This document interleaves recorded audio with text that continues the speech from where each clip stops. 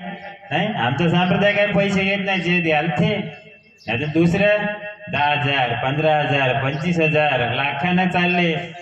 वणीला झालं ना शिवपुराण, आमच्याकडचे लोक गेले उठे आडवे झोपले 2 दिवस तिथं.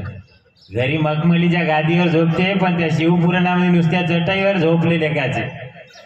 आणि सकाळी व्यायाम करायला वाकडे वाकडे आले. मी विचारलं काहून वाकडे वाकडे झाले? अरे त्या शिवपुराणला गेलो म्हणे, चटाईवर 2 दिवस झोपलो म्हणे. अरे 1 लोटा जेल सब समस्याच हल आहे ना, काहून वाकडा वाकडा चालतात? नाही, अरे जे करू नको म्हणलं तेच करते, जे खाऊ नको म्हणलं तेच खाते. मग ते दोघं गेलं. आता हे बरं आहे म्हणे, मग मंतर आपण या मारला पाहिजे. आता आता खातिरेला काला आहे, त्या बाईला जाऊ नको, काय खातिरेला जायचं नाही आता.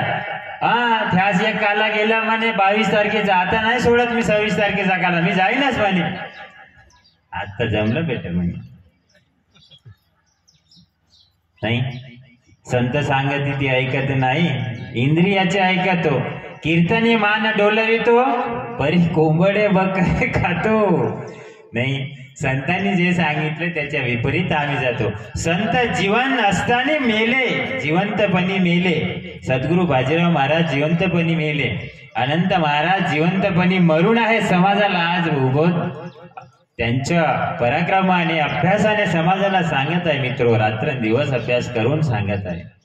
बाजीराव महाराज जिवंत असून मेले होते, अनंत महाराज जिवंत असून मरूनच आहे. अनेक संत समाजामध्ये होऊन गेले, तुम्ही त्यांना कितीही छेडलं तरी ते मेल्या स्वरूपाचे होते. परंतु आम्ही जीवन जगत असताना जिवंतच राहतो, मरत कधी नाही. पण ज्या वेळेस मरणाची वेळ येते ना, तेव्हा मग म्हणते देवा आता काही खरं नाही, मला घेऊन जा. पण तो असा कसा नेईल? नाही, ते तर खंडवाचं आहे ना, आपलं नेत नाही मित्र हो. म्हणून या सर्व समाजाला संतांनी आजपर्यंत ज्ञानाचे धडे दिले, अमृताचे ढोस पाजले.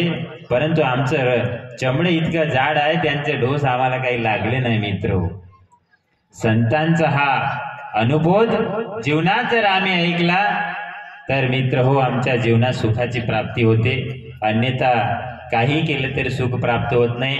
तुम्ही फार खर्च करता, वेळ देता, श्रम करता, परंतु संतांनी जो मार्ग सांगितला तो आम्ही घेतला पाहिजे मित्र हो. आता दादानी फार सुंदर गाणं म्हणलं, बैठे है तेरा ध्यान लगाए प्रभू, तार सके तो तार. आता आपलं जीवन सद्गुरूच्या ठिकाणी समर्पित करा, एका ईश्वराच्या ठिकाणी समर्पित करा.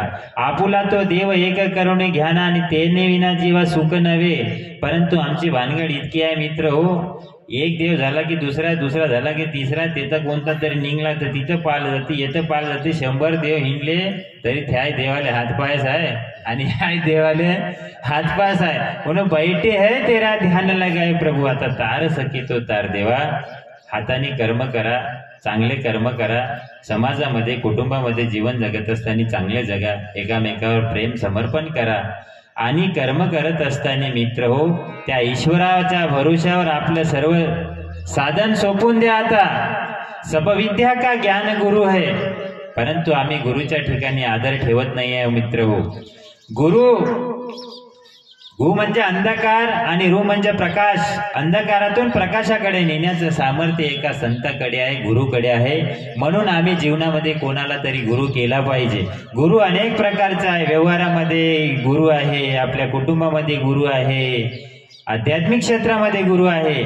जेवढे काही जीवन जगत असताना गुरु आहे, हे सर्व गुरु पोट भरण्याचं साधन शिकवणारे गुरु आहे. परंतु जीवनाचं खरं जीवन तुल्य जर जाणून घ्यायचं असेल, जीवनाचं खरं मर्म जाणून घ्यायचं असेल, तर एका सद्गुरूशिवाय तरणोपाय नाही या जगात. तुम्हाला जो गुरु चांगला वाटेल त्या गुरुला शरण जा.